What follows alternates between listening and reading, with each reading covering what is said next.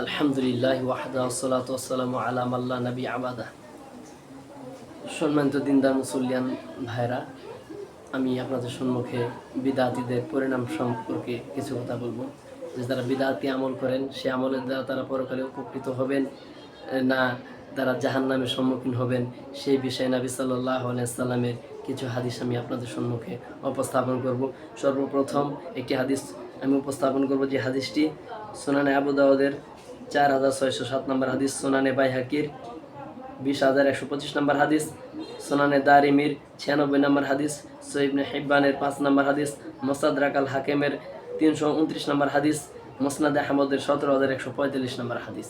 সেই হাদিসটি হচ্ছে, আল্লাহ রাসূল সাল্লাল্লাহু আলাইহি ওয়াসাল্লাম বলেন, ফাআলাইকুম বিসুন্নতি ওয়াস সুন্নাতিল খুলাফায়ে রাশিদিন আল মাহদিয়িন ফাতামাসসাকু বিহা। আল্লাহ রাসূল সাল্লাল্লাহু আলাইহি ওয়াসাল্লাম বলেন, ও সাহাবীরা, তোমরা আমার মৃত্যুর পরে তোমরা কি করবে? তোমাদের জন্য আবশ্যক হলো খোলাফায়ে রাশিদিনের সুন্নাতকে ফলো করা। হযরত আবু বকর, ওমর, ওসমান এবং আলী রাদিয়াল্লাহু তাআলা আনহুম, এই চারজন মহান সাহাবীদের কথা এবং কাজকে তোমরা ফলো করবে।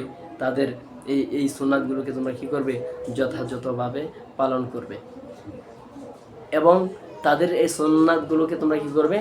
মারির দাঁত দিয়ে কামড়ে ধরে রাখবে, যেন ছুটে না যায়। অর্থাৎ মারির দাঁত দিয়ে কি করতে হবে? এই সুন্নাতগুলোকে কামড়ে ধরে থাকতে হবে, যেন আমরা এটিকে আমরা কি না করি? পরিহার না করি। তো এই হাদিসের ভিতরে আল্লাহ রাসূল সাল্লাল্লাহু আলাইহি ওয়াসাল্লাম তার সাহাবীদের এভাবে ফলো করার জন্য নির্দেশনা প্রদান করেছেন। এরপর আল্লাহ রাসূল সাল্লাল্লাহু আলাইহি ওয়াসাল্লাম বলেন, ওয়া'আদ্দু আলাইহা বিন নাওয়াজিস, মারির দাঁত দিয়ে তোমরা কি করো? কামড়ে ধরো। ওয়া ইয়াকুম ওয়া মুহদাসাতিল উমুর, খবরদার, সাবধান, তোমরা ইবাদতের নামে সওয়াবের উদ্দেশ্যে নব আবিষ্কৃত বিদআত থেকে তোমরা বিরত থাকবে।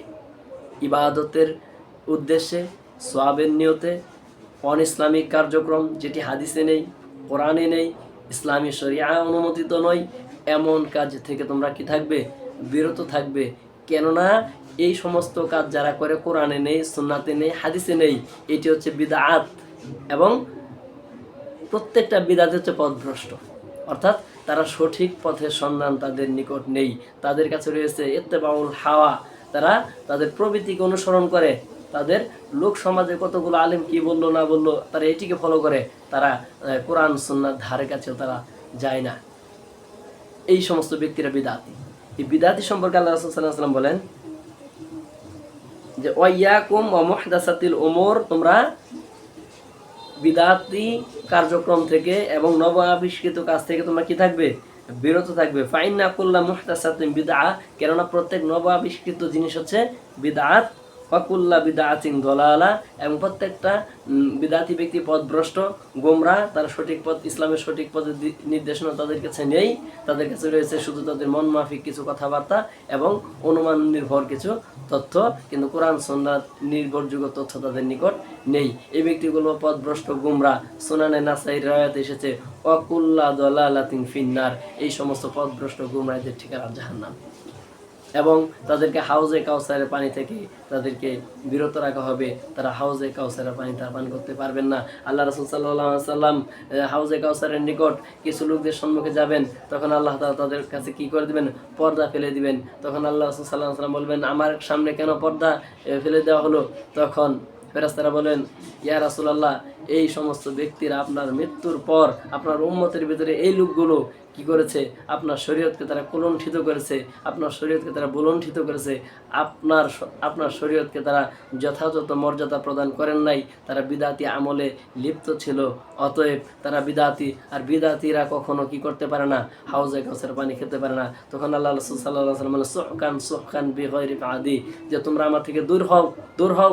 তোমরা আমার মৃত্যুর পর তোমরা আমার শরীয়তকে তোমরা কলঙ্কিত করেছো, বলণ্ঠিত করেছো, আমার শরীয়তকে তোমরা বিতর্কিত করেছো। অতএব ওহে বিদআতিরা, তোমরা আমার থেকে দূরে সরে যাও।